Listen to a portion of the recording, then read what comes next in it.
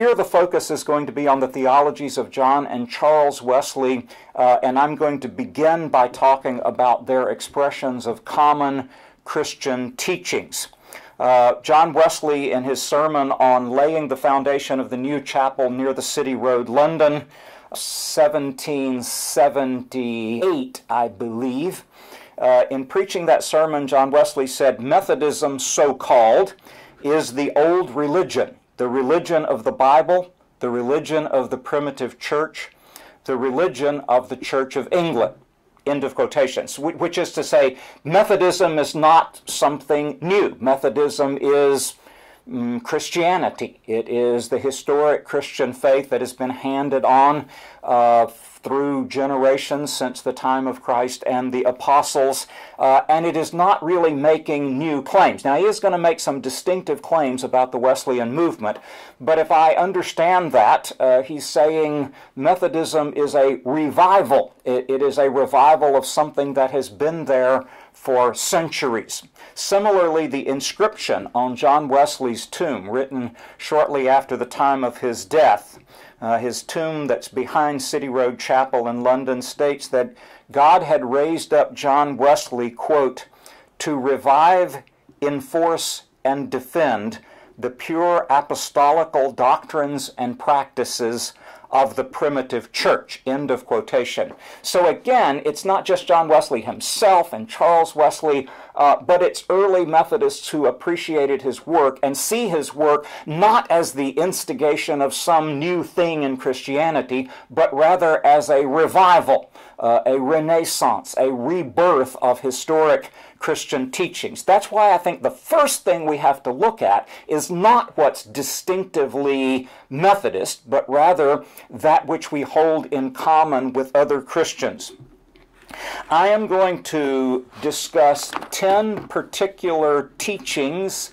2 of them focus on the practices of baptism and the Lord's Supper, but 10 particular teachings that are common Christian teachings expressed by John and Charles Wesley, but which sometimes have distinctive nuances. The first is the doctrine of the divine Trinity. John Wesley himself claimed that the doctrine of the Trinity is a necessary Christian teaching.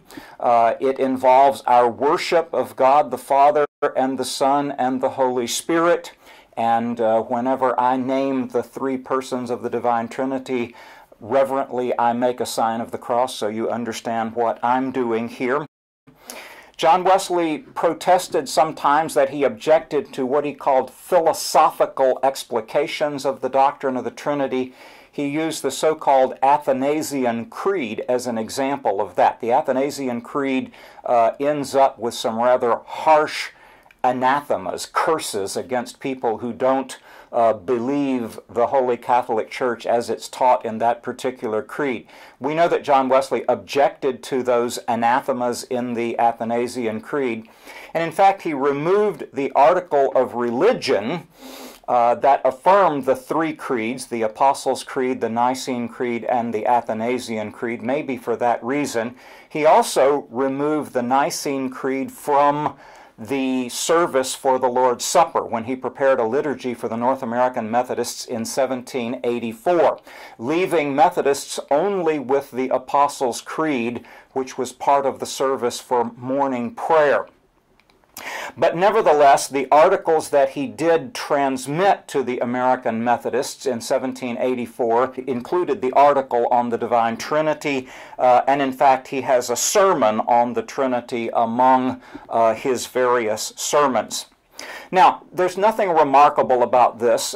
He teaches the worship of God in 3 divine persons, the Father, the Son, and the Holy Spirit. He teaches that these 3 are one in substance, as historic Christian creeds and the articles of religion had said. And yet, I would say there are some interesting nuances about his belief about God.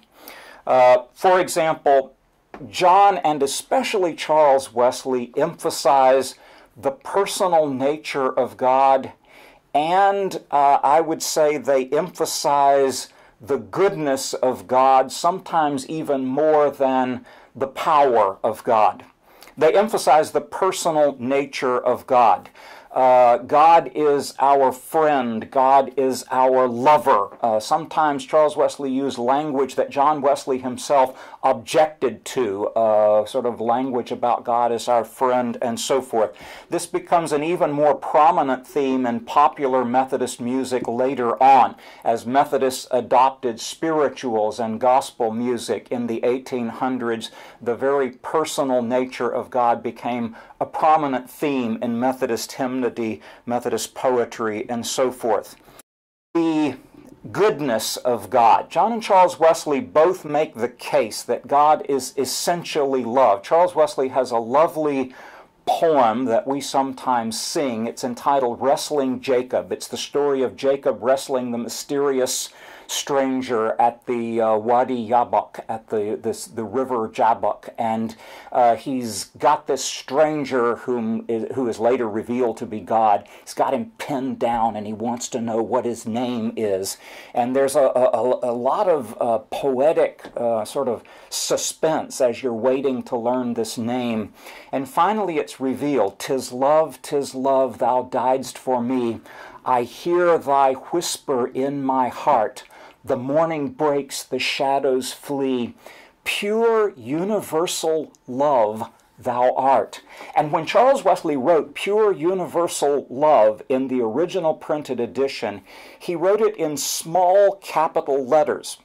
That's very significant because in the Bible, English translations of the Bible had used the word Lord, L-O-R-D, in place of the unpronounceable divine name, and they had used the device of using small capital letters to write out the word L-O-R-D. I think Charles Wesley is saying that love is the name above all names, that encapsulates the very nature of God. There is a mysterious alteration of the first article of religion, in fact. We don't know exactly who made this. I think probably John Wesley himself, maybe one of his editors along the way. But the first article of religion of the Church of England says, there is but one true and everlasting God, without body, parts, or passions. God does not have a body.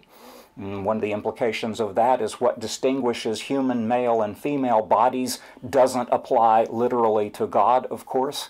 God does not have parts, and God does not have passions in the Anglican version of that article. But in the Methodist version, it just says, there is but one true and everlasting God without body or parts. But it leaves out the without passions. Now, Methodists were very passionate people.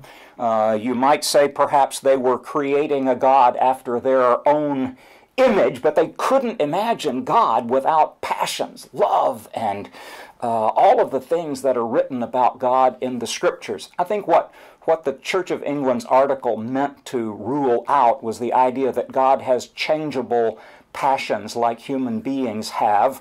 But it's significant that they would leave this out. It sort of leaves that question open about how you talk about God as having passions or not having passions at all.